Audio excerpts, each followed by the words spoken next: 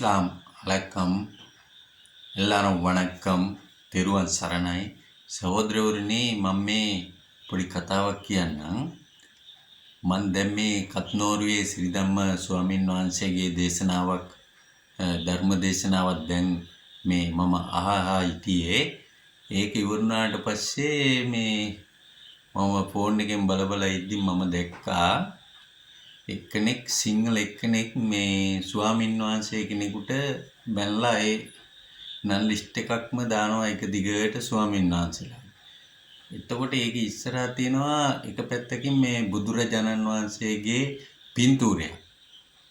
එහෙම බයිනවනම් සාදු කෙනෙකුට බුදු ආමුදුරන්ගේ පින්තූරයක් දාන්න එපා කවදාවත්. බුදුහාමුදුර වරදක් කළා නෑනේ. ඒ වගේම තමයි අපි මුස්ලිම් සහෝදරයෝ කවදාවත් අල්ලා දෙවියන්ට බයින්නේ.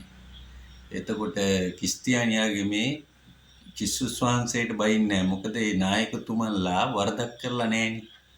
ඒ වරද කරන්නේ හාමුදුරුගොල්ල. එතකොට ඉස්ලාම් අය නම් ඒ කට්ටියට පුජ්‍යලිකව ඒ කට්ටිය නන්දාලා බයින්න අර විදිය කරන්න එපා. හොඳ නෑ ඒක.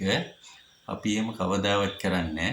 මොකද ඉස්ලාම් සිංහල තමිල් ඔක්කොම අපි ශ්‍රී ලාංකිකයෝ හැටියට මම ඒ ඔක්කොම මගේ යාළුවෝ ඒකින්ද මම මේ කතාව කියන්නේ මෙහෙම කරන්න එපා මොකද මම ඔයාලා දන්නේ මම හැම පොයේටම මම බණ කතා අහනවා ටීවී එකෙත් බලනවා ඉතින් අපි හැම ආගමකටම ගරු කරනවා ඉතින් ඔයාලත් ඒ වගේ ගරු කරන්න එතකොට ಜಾති ભેද අවසන හාමුදුරුවෝ ඉන්නවනම් ඒ කට්ටියට බයින්න බුදු රජාණන් වහන්සේගේ පින්තූරයක් දාන්න එපා ඉස්සරහින් ඒක කැතයි එහෙම කරන්න එපා.